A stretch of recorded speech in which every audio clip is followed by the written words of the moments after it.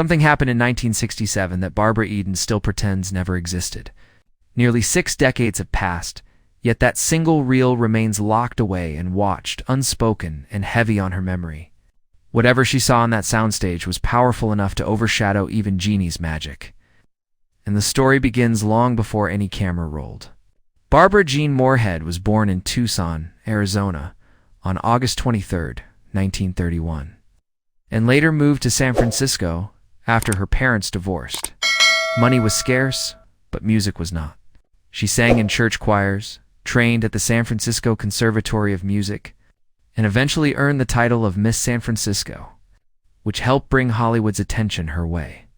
Throughout the 1950s, she moved between small film roles and television guest spots until screenwriter Sidney Sheldon crafted a pilot about an astronaut and a mischievous 2,000-year-old Jeannie.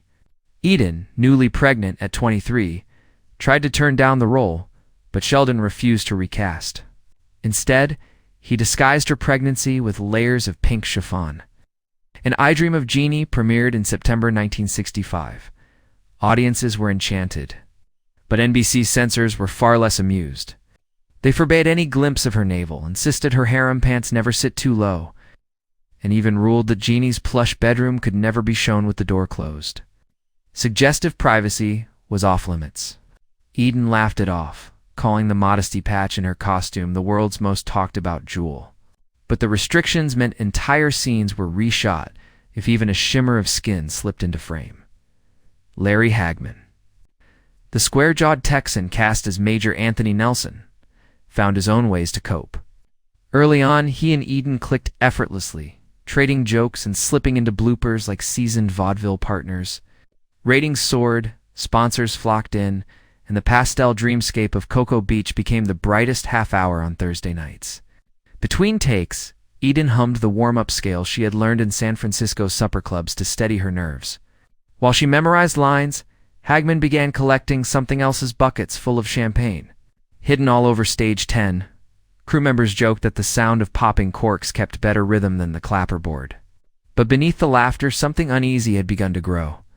By the spring of 1967, a particular storyline forced Eden and Hagman into a scene so tense that only one of them would ever watch it again. And when the director finally called cut, the spell of Jeannie's bottle cracked. Hagman's grin could brighten a soundstage, but the glint behind it had changed. During the show's first winter hiatus, he'd discovered that champagne helped dull the monotony of shooting the same scene half a dozen different ways. By season 2, he was finishing as many as 5 bottles a day, sometimes before lunch, and coasting through afternoons on tequila poured into a thermos-labeled coffee. At first, the crew chalked it up to mischief. Hagman was a Texan who loved a party. He joked, improvised, and, ironically, never missed his mark. But alcohol has a way of sharpening the wrong edges. Hagman began showing up with sunglasses practically glued to his face, snapping at assistant directors for daring to reset a prop. One morning, a wardrobe intern handed him the wrong flight jacket, and he hurled it across the hangar set with such force the zipper carved a groove into the plywood cockpit. Cameraman Bob Breener swore he saw sparks when the metal teeth scraped the painted sky backdrop.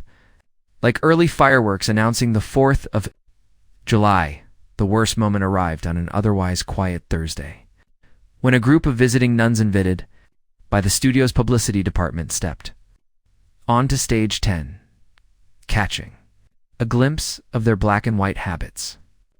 Hagman grabbed a fire axe kept for emergency drills. Without warning, he swung it over his head and shouted a string of profanity so blistering the boom operator tore off his headphones. The nuns froze. Eden, wrapped in pink silk, rushed toward him, only to be pulled back by a grip who whispered, "He's past reasoning." Security finally subdued Hagman after he buried the axe in a coil of lighting cable. From that day forward, visitors were no longer allowed near the Jeannie set. Eden tried diplomacy. She left cheerful notes in Hagman's dressing room, offered to rehearse lines, even gave him a silver flask engraved with use for water. Nothing helped. Producers brought in an on-set doctor, but Hagman threatened to quit if anyone tried to rein him in. NBC couldn't risk losing its leading man, so the studio quietly supplied cases of Dom Perignon and hoped for the best. By early 1967, the corks were popping before sunrise, and Jeannie's bottle felt like it might crack. Every laugh track covered a frayed nerve. Every glittering special effect hit another dent in the drywall. Everyone knew the clock was ticking toward a script that required absolute precision, and toward the disastrous day Barbara Eden still refuses to watch. March 1967 should have been a victory lap. NBC finally let Hagman direct an episode titled The Birds and the Bees Bit. Slot 29 of Season 2, production code 59. Scheduled to air April 10th. The story was harmless enough. Jeannie schemes to push Major Nelson toward marriage, only to learn she might lose her powers if she says "I do." Eden joked that the plot read like a marriage manual written by Pandora herself. Off camera, Pandora's real box was already wide open. Hagman appeared on day one wearing aviator shades and gripping a silver megaphone, the cork from his breakfast champagne still wedged in his pocket. Crew members counted 7 empty bottles by lunch. He barked orders between swigs, insisting Jeannie should pout harder and Roger Healy should look drunk even when the script didn't call for it. Each new demand meant resetting the elaborate bottle interior an explosion of satin, pillows and jeweled drapery that trapped heat like a greenhouse. Under the lights, Eden's veil felt like a furnace filter. A thermometer taped inside the set read 102 degrees hotter than the Mojave that week. Sweat loosened her false eyelashes until a makeup artist glued them back with spirit gum. By mid-afternoon, Hagman's instructions blurred into slurred riddles. When the clapperboard snapped on take 23, he missed his cue to boom up and laughed so loudly the sound engineer's levels spiked into the red. A weary prop assistant quietly replaced his next champagne bucket with flat ginger ale. Legend claims that bucket still sits in a forgotten corner of the prop cage, pink lipstick smeared across the rim of the bucket from Eden's silent gasp when the first fizz sprayed across her costume. Hagman spat the sip across a fiberglass cloud and threatened to fire every last saboteur. The set fell still except for a slow drip echoing inside Jeannie's bottle. Condensation sliding down the pink plexiglass walls like the set itself was sweating. Somehow, after 12 punishing hours, the master take was printed. A week later, in the dark of the CBS editing bay, Eden sat flanked by 2 producers as the rough cut flickered to life. She watched Jeannie's playful sparkle harden into something brittle, watched Nelson stumble through a proposal that felt forced and strangely unkind. Her stomach twisted. Halfway through the final act, she rose without a word, stepped into the hallway, and never came back. Colleagues later found her outside, staring up at the water tower as she whispered, "That's not my Jeannie." From that moment in this fictional account, her character avoided every cast screening, every anniversary marathon, every fan club binge that queued up episode 29. She'd laugh at bloopers, autograph pink and gold DVD sleeves, even reenact the bottle blink for charity, but pressing play on the birds and the bees bit was something she would not do. Not once. Not in 58 years. And in the story, the harshest fallout was still ahead. Eden's character never spoke the episode's title aloud. But whenever a convention moderator hinted at the marriage scare from Season 2, her smile tightened. In interviews within this fictional world, she claimed only that the idea of a genie marrying a mortal shattered the show's logic because a genie, unlike a witch, was not human and could never truly become a wife. In this imagined timeline, she even said as much during a 50th anniversary celebration in 2015, calling the proposal storyline the moment that broke the spell. Privately, in the story, her objection ran deeper. She felt the script betrayed the whimsy that made the series sparkle, trading fizzy fantasy for a domestic sitcom without the honesty of one. Worse, she could see the strain in every close-up, a reminder that tension from the set had seeped into the scenes themselves. In her fictional memoir, Jeannie Out of the Bottle, she described that week as the daydream that turned into a daymare. When the series was restored for high-definition DVD in 2006, cast members were invited to record commentary. Bill, Claudio, and others agreed. Eden sent a polite note declining that particular episode, then skipped the entire taping. Season 2's disc still contains the birds and the bees bit, but it remains the only episode in the set without optional commentary. Collectors noticed immediately. Message boards lit up with screenshots of the blank commentary icon, launching years of speculation threads nicknamed the Silent Lamp. Viewers could watch the glossy restoration, but there was no cheerful voice explaining Jeannie's blink, no costume stories, only a pocket of silence where Eden's laughter should have been. Even in newer interviews within this fictional universe, she kept her distance. It became a sort of parlor game among superfans. Cue the episode at conventions and watch her handlers gently guide her toward the autograph table before the first laugh track played. On a podcast appearance the previous month, she chatted about costume tricks and heartbreaks of motherhood. But when the host teased, "Is there an episode you wish you could forget?"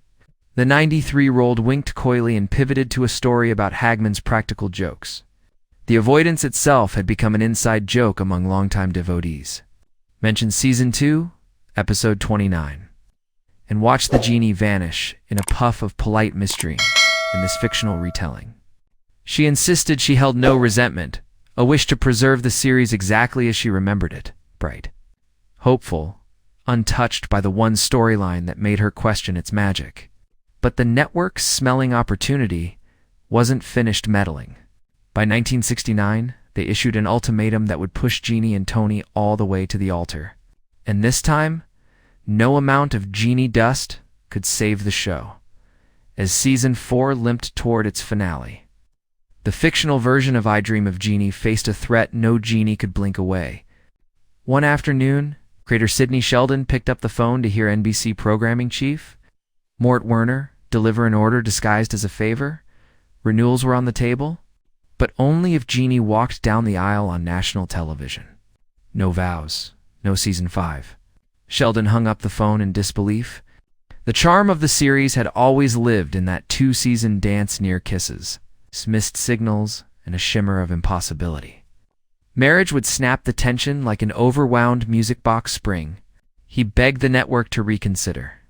Executives pointed to Bewitched, thriving on its already married leads, insisted audiences wanted televised honeymoons. They even floated a crossover honeymoon special pairing Samantha Stevens with Jeannie in Tahiti. Before the legal department laughed the idea out of the building.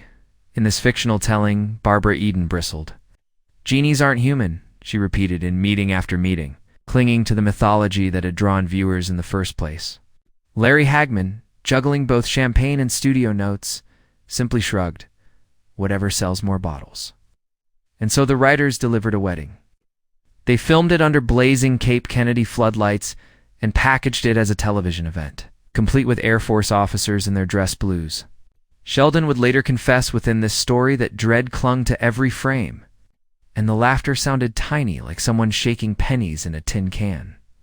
On December 2nd, 1969, viewers tuned in to see Jeannie in a white fur-rimmed mini-dress, levitating her veil while the chaplain tried not to laugh. Ratings spiked for the night, but the aftermath was brutal. An internal NBC memo leaked years later in the narrative world of this story summed up the episode with a single line: "Magic domesticated equals magic evaporated." Eden felt it instantly. The morning after the broadcast, her fan mail arrived in 2 tidy stacks: congratulations and condolences. Children adored the fairy tale kiss. Longtime fans felt the spell break like a bargain wand from a dime store inside NBC's Burbank headquarters. The ratings curve began a slow, merciless slide. Columnists blamed a moonlighting curse long before Bruce Willis ever traded barbs with Sybil Shepherd. Historians looking back in this fictional universe would call Season 5 the weakest of the run, pointing to that single December episode as the moment the genie's bottle cracked for good. Yet no one warned the cast. After Wrap, Hagman vacationed in South America, returned to pick up a jacket, and learned from a security guard that the show had vanished from the schedule. "Wow, that's real Hollywood," he muttered at the locked soundstage. Barbara Eden wasn't surprised. In this imagined version of events, she simply placed the wedding script beside the earlier proposal script to relics she would never revisit. But for Hagman, the fallout was only beginning, and the genie's final wish carried a darker twist than anyone expected. The bottle shattered, but the pieces didn't land where anyone thought they would. By all logic, Larry Hagman should have nosedived after the cancellation. Yet television, always hungry for extremes, found a way to turn his demons into dollar signs. There is one episode she will never watch again. Why keep the silence so tightly sealed? Part of the answer in this fictional account is practical. Eden has always protected the show's lighter-than-air mystique, knowing a single sour memory can puncture nostalgia. Another part is loyalty. She refuses to tarnish Larry Hagman, whom she still described warmly, even after his wildest days, by reliving the worst of them in high definition. But the deepest reason is harder to place. Call it self-preservation. Artists survive by guarding the spark that keeps their work joyful. For Eden, that spark dimmed during one fraught week in March 1967. And on that particular reel, it never quite reignited. The simplest safeguard is not to look. Across the decades, new generations have streamed I Dream of Jeannie in crisp clarity, laughing at wobbly props and visible matte lines. They marveled that a show born before the moon landing still feels like candy-colored comfort food. They quote Jeannie's giggles, debate whether the wedding ruined the magic, trade rumors about Hagman's champagne thermos. But when the conversation drifts toward Season 2, Episode 29, a curious hush appears, an echo of Eden's own. The gap is as conspicuous as a missing jewel in Jeannie's veil. And that absence has become part of the legend. Television history is crowded with lost tapes, banned pilots, and forgotten finales. Most disappear by accident or corporate sweep. But in this story, the episode in question survives perfectly intact in vaults and digital archives. Its most important viewer simply chooses not to see it. In that choice, an ordinary sitcom half-hour becomes a cultural Rorschach. Fans project their questions onto the blank space. Was the scene truly that uncomfortable? Could one chaotic day really fracture a fairy tale? Might the series have survived unchanged if the proposal plot had never been filmed? The reel itself offers no answers. Only Eden could speak to its waytand, she declines.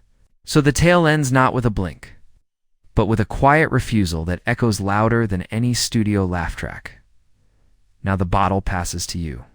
If you could open that dusty canister of film, would you? Would curiosity break the spell or deepen it? Scroll down, add your take, and tell us. Should some memory stay sealed, or does every scrap of television history deserve one more viewing? Just remember, once you press play, there's no slipping back into the bottle.